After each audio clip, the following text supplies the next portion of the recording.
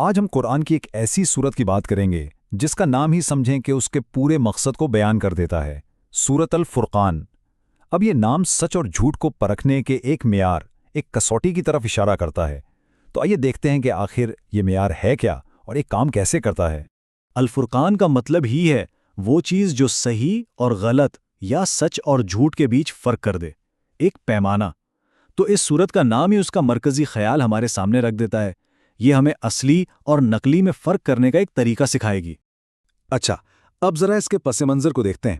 یہ سورت اس وقت کی بات کر رہی ہے جب مکہ میں ایک نیا پیغام آیا تھا اور ماحول آپ سمجھیں کہ شکوک و شبہات سے بھرا ہوا تھا۔ یہ صرف ایک نیا عقیدہ نہیں تھا، بلکہ یہ ایک شدید نظریاتی بحث کے بالکل بیچ میں نازل ہوا تھا۔ اور یہی اس سورت کی سب سے خاص بات ہے۔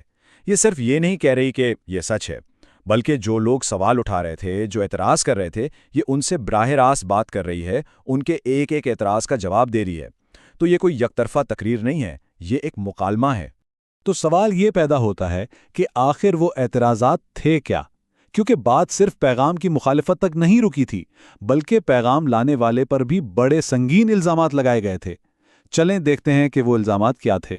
تو سب سے پہلا اور سب سے بڑا الزام تو سیدھا قرآن کے الہامی ہونے پر تھا۔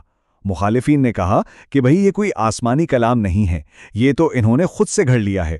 اور صرف یہی نہیں، بلکہ اس کام میں کچھ اور لوگوں نے بھی ان کی مدد کی ہے۔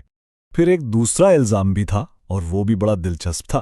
انہوں نے کہا کہ یہ پیغام تو کچھ نیا ہے ہی نہیں، یہ تو بس پرانے وقتوں کے لوگوں کی کہانیاں ہیں جنہیں کہیں سے نقل کر لیا گیا ہے، یعنی سیدھا سیدھا ادبی چوری، پلیجرزم کا الزام تھا۔ اور پھر تنقید کا رخ ذاتی ہو گیا۔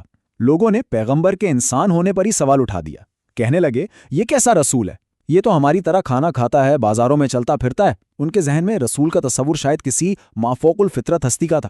وہ کہتے تھے کہ بھائی ان کے ساتھ کوئی فرشتہ کیوں نہیں اترا، یا چلو ان کے لیے کوئی خزانہ ہی آسمان سے آ جاتا۔ اور جب ایسا کچھ نہیں ہوا تو انہوں نے کہہ دیا کہ یہ تو کوئی جادو کا مارا ہوا شخص ہے جس کے پیچھے لوگ چل رہے ہیں۔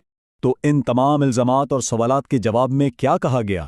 یہ وہ مقام ہے جہاں یہ سورت آ کر ان سب باتوں کا ایک بہت واضح اور منطقی جواب دیتی ہے۔ جو الزام تھا کہ یہ کلام خود بنایا گیا ہے، اس کا جواب بہت گہرا ہے۔ کہا گیا، ان سے کہہ دو، اسے تو اس نے نازل کیا ہے جو آسمانوں اور زمین کے ہر راز کو جانتا ہے۔ مطلب صاف ہے کہ اس کتاب میں جو علم اور جو باتیں ہیں وہ کسی انسان کی پہنچ سے بہت باہر ہیں۔ اور جہاں تک پیغمبر پر ہونے والے ذاتی حملوں کا تعلق ہے تو اس کا جواب بھی بڑا سوچنے والا ہے۔ قرآن کہتا ہے کہ خدا تو بہت برکت والا ہے، وہ اگر چاہے تو اپنے پیغمبر کو اس سے کہیں بہتر چیزیں، بہت سے باغات اور بڑے بڑے محلات دے سکتا تھا۔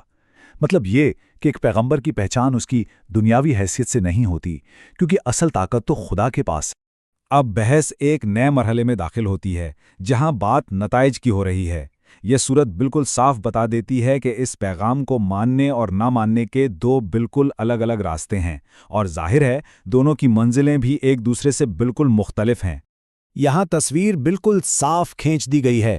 ایک طرف وہ لوگ ہیں جو اس گھڑی کا انکار کرتے ہیں، ان کے لیے بھڑکتی ہوئی آگ کا ذکر ہے جس کے غصے اور دہاڑنے کی آوازیں ہوں گی، اور دوسری طرف نیک لوگ ہیں جن کے لیے ایک ہمیشہ رہنے والے باغ کا وعدہ ہے جہاں وہ جو چاہیں گے انہیں ملے گا۔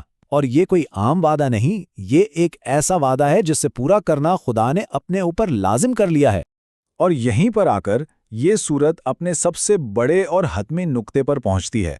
یہ ہمیں بتاتی ہے کہ سچائی کا اصل معیار صرف منطقی دلائل یا بحث مباحثہ نہیں، بلکہ کچھ اور ہے۔ تو وہ الفرقان، وہ اصل کسوٹی آخر ہے کیا؟ وہ ہے اس پیغام کو ماننے والوں کا کردار۔ پیغام کی سچائی کی سب سے بڑی دلیل وہ لوگ خود ہیں جنہوں نے اسے مانا، اور ان کی زندگیوں میں ایک اخلاقی انقلاب آ گیا۔ ان کا بلند کردار ہی اس پیغام کی سچائی کا سب سے بڑا جیتا جاگتا ثبوت ہے۔ تو یہ بات ہمیں آج کے لیے ایک بہت بڑے اور اہم سوال کے سامنے لا کھڑا کرتی ہے۔ اگر کسی بھی پیغام یا نظریے کی سچائی کا حتمی پیمانہ اس کے ماننے والوں کا کردار ہے، تو آج کی دنیا میں نظریات اور خیالات کو پرکھنے کے لیے اس معیار کا کیا مطلب بنتا ہے؟